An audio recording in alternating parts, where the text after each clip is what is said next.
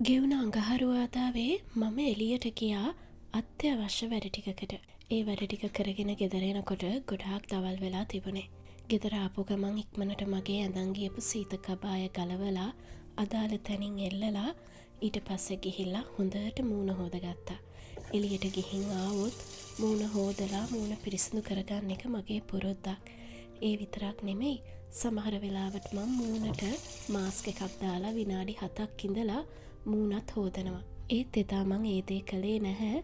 මට ගෙදර කරන්න ගොඩාක් වැඩ තිබුණ හින්දා. ඒ වැඩේ මං රැයට කල් දාලා මූණ ඉක්මනට හොදගෙන පිරිසිදු කරගෙන ඒ පුංචි සත්කාරයන් ටික මූණට කරා මං මට ආදරේ හින්දා. ඊට පස්සේ එළියට ගියපු ඇඳුම් අයින් කරලා ගෙදරට අඳින ඇඳුමක් ඇඳගෙන ඒ කිලුටු ඇඳුම් දාන බාස්කට් එකට දැම්මා. සඳුදා මං උයලා තිබිච්ච ඒවා ඉතුරු වෙලා තිබුණ හින්දා ඒවා ෆ්‍රිජ් එකෙන් එළියට අරගෙන ලෑස්ති වුණේ බඩගින්න නිවා ගන්න. බතුයි ඒ බත උඩට උයලා තිබ්බ හොදි වෑංජනයි බෙදාගෙන ප්ලාස්ටික් රැප් එකක් පිඟානුරට දාලා මයික්‍රොවේව් එකට දාලා රත් කරගත්තා. උයාපු දේවල් වල කොළමැල්ලුමකුත් තිබුණා. ඒක බෙදලා රත් කරේ නැහැ. මොකද කොළමැල්ලුම් ආයෙ රත් කරන්නේ නැහැ. ඒ නිසා බත් ටික රත් කරගෙන ඊට පස්සේ ඒකට කොළමැල්ලුම බෙදාගත්තා. කොළමැල්ලුමක් කිව්වට ඒක සම්බෝලයක්. මං හැම වෙලේම හදන නිවිති සම්බෝලෙයි තිබුණේ.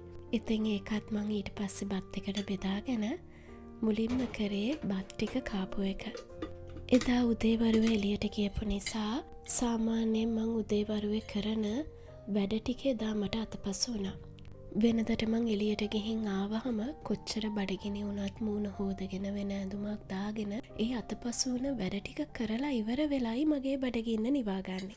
ඔන්න ඔය වැඩේට හැම වෙලේම මගේ මහත්තයා මට දෝෂාරෝපණය කළා. ගෙදර වැඩ ටික පස්සේ කරන්න පුළුවන්, මුලින් ඔයා කාලා ඉන්න. ඉතින් මං ඒත් මගේ වැඩ ටික කරලා ඉවර වෙලා නිදහසෙන් කන්නයි උත්සාහ කරන්නේ.